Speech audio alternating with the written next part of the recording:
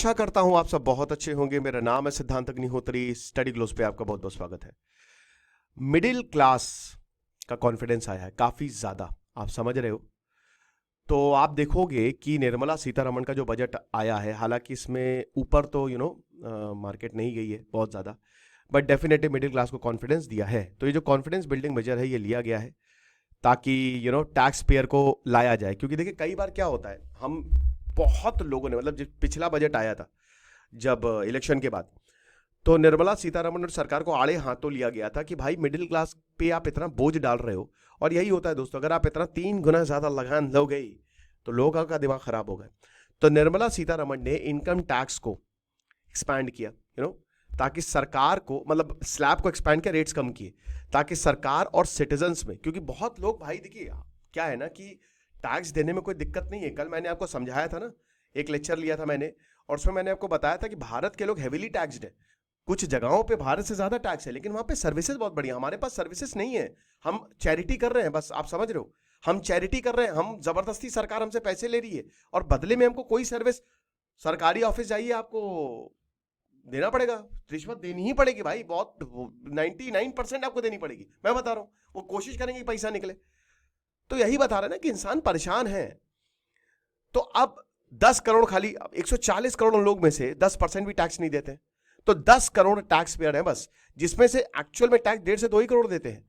तो टीडीएस को, TCS compliance को यहां पे सिंप्लीफाई किया गया और इनकम टैक्स रिबेट लिमिट को बढ़ाया गया है। तो अभी फिलहाल ये टैक्स लिमिट, अब देखिए इसको मैं पूरा कैलकुलेशन करके इसके पहले वाले लेक्चर में बता चुका हूं और कल वाले भी लेक्चर में बताया था, तो आप उसको जरूर रेफर करिएगा।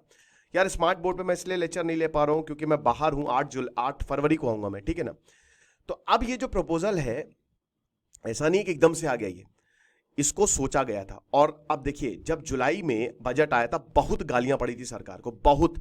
तुम 240 सीट लेके आए सर, वहां पे जनता गुस्सा थी। मैं यकीन से बता रहा हूं दोस्तों, अगर मान लीजिए सीटें ये टैक्स रेट कम नहीं करते ना, तो इस बार इनको वोट भी नहीं मिलते। मैं सच बता रहा हूं, आगे आने वाले समय में, क्योंकि भाई लोग परेशान है, मिडिल क्लास बहुत परेशान है और बहुत बड़ा वोटर है। तो ये इसीलिए मैं बधाई दूंगा सरकार को कि उन्होंने फाइनली समझा। और क्यों समझा, हम सबने आवाज उठाई, मैंने आवाज उठाई, बाकी जितने भी क्रिएटर्स हैं, आप लोगों ने सवाल पूछते रहे। तो सवाल पूछना इसीलिए बहुत इंपॉर्टेंट है। देख रहे हैं ना, आपको जहां मिले सवाल पूछे, कोई मिल जाए नेता उससे सवाल पूछे, सोशल मीडिया अब तो आ गया उस पर सवाल पूछे, सवाल पूछते रहिए। तो इसी वजह से ही ना इस पे फिर सोचा गया, विचार किया गया। अब तो नया इनकम टैक्स एक्ट आने वाला है। निर्मला सीतारमण ने बोला है, निर्मला ताई कह रही है कि अब नया इनकम टैक्स एक्ट आएगा जो कि पिछला वाला रिफॉर्म करेगा, जो इससे पहले इनकम टैक्स एक्ट। तो बहुत अच्छी बात है ये। तो जो प्री बजट कंसल्टेशंस है दिसंबर जनवरी में हुई है, और वही बताया कि भाई बहुत ज्यादा जरूरी है कि जो ऑनेस्ट और कंप्लायंट टैक्स पेयर है उनको खुश किया जाए, क्योंकि उनको एक मैसेज दे, वरना वो बंद कर देंगे भरोसा करना। उनको रिवॉर्ड दिया जाए। और सरकार ने बोला कि हाँ, स्लोइंग इकोनॉमी में फॉल्ट लाइन्स है, क्योंकि लोग खर्च नहीं कर रहे, लोग टैक्स भी बचा रहे, समझ रहे हो। लोग खर्च नहीं कर रहे, लेकिन मिडिल क्लास जो है सबसे ज्यादा वो परेशान है, क्योंकि गरीब टैक्स देगा नहीं, अमीर टैक्स बचा लेता है। तो मिडिल क्लास क्या करे, सारा पैसा उसी से निचोड़ा जा रहा है, उसको कोई सर्विस नहीं मिल रही है, और इसीलिए उसने खर्च करना ही बंद कर दिया। वैसे तो इकोनॉमी का भत्ता बैठ जाएगा, बैठ ही रहा है। एफएमसीजी की जो डिमांड है वो बिल्कुल नीचे चली गई है, माइनस में गई इस बार। Q4 के जो आंकड़े थे, वेज ग्रोथ बढ़ नहीं रही, यहां पे कंपनी को, कॉर्पोरेट्स को घाट प्रॉफिट हुआ है। और एक और चीज बता दूं, ये थोड़ा सा गलती की निर्मला सीतारमण ने, कॉर्पोरेट्स को भी रिलीफ देनी चाहिए थी, बट कॉर्पोरेट को नहीं दी। चलो इस बार मिडिल क्लास को दे दी, लेकिन कॉर्पोरेट को देते तो मार्केट भी ऊपर जाता और कॉन्फिडेंस भी आता। अब यहां पे जो कॉर्पोरेट्स के मार्जिन है, प्रॉफिट है, वो बढ़े हैं, लेकिन वेज तो बढ़ी नहीं है। मिडिलिंग जो प्राइवेट इन्वेस्टमेंट है वो तो बढ़ नहीं रही है। तो इसीलिए यहां पे तो पॉजिटिव यही था कि जो स्पेंड कर सकते हैं, सेव करते हैं, इन्वेस्ट करते हैं, बहुत सारे लोग इन पैसों को, भाई देखिए जो 20 लाख तक कमा रहा है 2 लाख तक बच जाएगा, 2 लाख रुपए तक बच जाएंगे आपके। जो 16 लाख तक कमा रहा है वो 50-60 हजार की सेविंग हो जाएगी। 12 लाख तक तो कोई टैक्स ही नहीं है, पहले आपको 60-70 हजार रुपए टैक्स देना पड़ता था। तो ये जो सेविंग आपकी हो रही है ना, ये जाहिर सी बात है इन्वेस्ट होगी, आगे जाएगी। कुछ लोग अपनी अय्याशी पे इन्वेस्ट करेंगे, कुछ लोग टूरिज्म पे इन्वेस्ट करेंगे, कुछ लोग अपनी हेल्थ पे इन्वेस्ट करेंगे, कुछ लोग परिवार पे इन्वेस्ट करेंगे, लेकिन इन्वेस्ट करेंगे। पापा इस बार तो भैया प्ले स्टेशन दिलाइए, या साइकिल, हम लोग तो साइकिल मानते थे, पापा प्लीज पापा साइकिल, पापा साइकिल, पापा साइकिल। पापा कहते थे बेटा अभी इस बार नहीं, अभी सैलरी नहीं आई है, अभी बाद में देखेंगे, या इतने परसेंटेज ले तब दिलाएंगे। तब परसेंटेज आते रहते थे, साइकिल नहीं मिलती थी, है ना। खैर मेरे पापा ने मुझे दिलाई, मेरे जब अच्छे परसेंटेज आते, 2 साइकिल थी मेरे पास, बड़ा मजा आता था। एक बार तो घुस गए थे साइकिल लेके, चेन उतर जाती थी, याद है यार, वो जमाना लगी था यार मिलेनियल्स का यार, जो भी बोलो यार, बहुत मजा आती थी यार, बहुत मजा, है ना। लेकिन आज वो चलो छोड़ो, खैर क्या।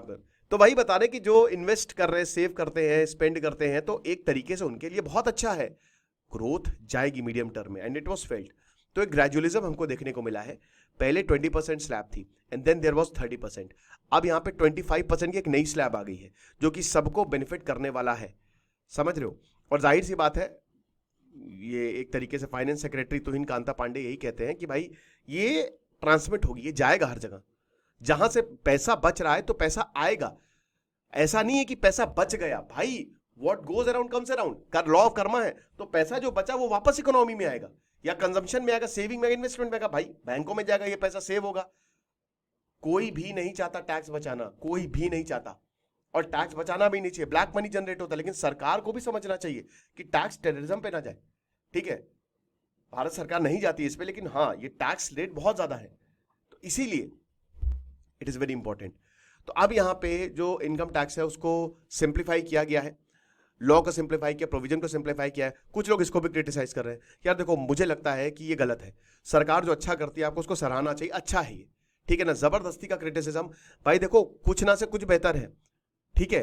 अभी आगे और भी जब अप्रोर होगा तो डेफिनेटली कॉर्पोरेट्स के लिए भी चीजें होंगी, इकोनॉमी को देखते हुए चीजें की जाती हैं, और इकोनॉमी ऊपर नहीं जाएगी जब तक ये रिफॉर्म्स नहीं किए जाएंगे। प्रधानमंत्री मोदी जी निर्मला सीतारमण के पास गए, निर्मला सीतारमण को भाई बहुत गालियां पड़ी, नो डाउट, बड़े खतरनाक खतरनाक मीम्स बनते थे, कैरमल पॉपकॉर्न और ये सब पॉपकॉर्न, बहुत ज्यादा नफरत थी इनके खिलाफ, ये बहुत सीधी बात है ये।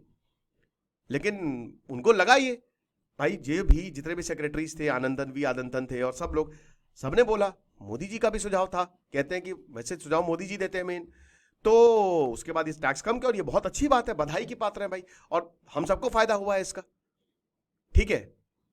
अब देखिए भारत में टैक्सेशन सिस्टम आसान नहीं है समझना, लेकिन यहां पे भी लैंग्वेज को सिंप्लीफाई करना, टैक्स पे और टैक्स एडमिनिस्ट्रेशन के लिए प्रोविजंस बनाना, टीडीएस की बात करें तो अब देखिए टीडीएस कटता है आपका 10% कटता है, सीनियर सिटीजन के लिए 50% था, उसको 100% कर दिया, ठीक है। अब इससे होगा क्या, टीडीएस आपका कटेगा, आप एक लेवल से 2.5 लाख से ऊपर इनकम जाएगी, एक लेवल से इनकम जाएगी, वो देख लीजिएगा आप स्लैब में टीडीएस कटता ही है। अब वो टीडीएस अगर आपका टैक्स बना तो वो टीडीएस उसी में डिडक्ट हो जाएगा, नहीं बना तो आपको आईटीआर फाइल करके आपका पैसा रिफंड आ जाएगा, लेकिन ये भी एक टीडीएस प्रोसेस है। तो अब टीडीएस भी लोगों को, फिर उसके बाद जिन्होंने 4 साल तक आईटीआर नहीं, वो बहुत अच्छा रिलीफ है। तो एक तरीके से इकोनॉमिक एक्टिविटी और ग्रोथ को यहां पे उस पर ध्यान दिया गया है, समझ रहे। तो सरकार ने मॉडरेट टैक्स बायोंसी 1.42 के तहत इस फाइनेंशियल ईयर में रखी है, ठीक है। पिछली बार 2 था 2024-25 में, और 2023 में 2.65 था, ठीक है। वैसे बता दो टैक्स बायंसी एक इंडिकेटर होता है, ठीक है ना, कि रेवेन्यू मोबिलाइजेशन कितना अच्छा है। मतलब देखो इसका फॉर्मूला वैसे होता है, टैक्स बायंसी 2 होते हैं, टैक्स बायंसी और टैक्स इलास्टिसिटी, यानी कि टैक्स जो है वो एक सिंपल फॉर्मूला से मतलब किया जाता है। फॉर्मूला आप देखिए समझिए इसको, tax buoyancy percent change in tax revenue upon percent change in GDP, आप समझ रहे हो। तो भाई जाहिर सी बात है कि जितना ज्यादा टैक्स आएगा उतना ज्यादा रेवेन्यू भी आएगा, उतना ज्यादा सरकार इन्वेस्ट करेगी, और जितना कम होगा, तो अभी तो टैक्स बायंसी 1.42 है, 2023 में 2.65 था, 2024 में 2 आया, तो सरकार के लिए तो बहुत अच्छी बात नहीं, सरकार तो कह रही है भाई हमको तो घाटा होगा, समझ रहे हो।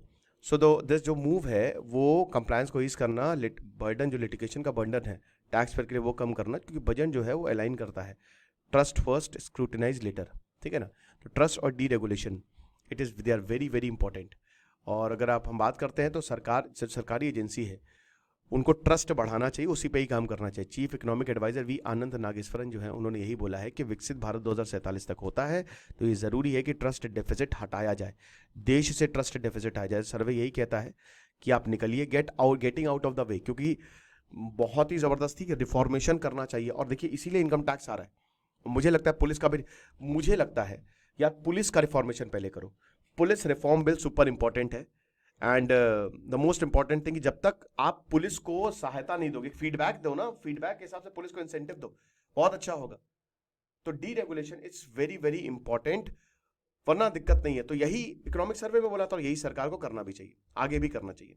जैसे सिद्धांत अग्निहोत्री साइनिंग ऑफ, खुश रहिए, पढ़ते रहिए।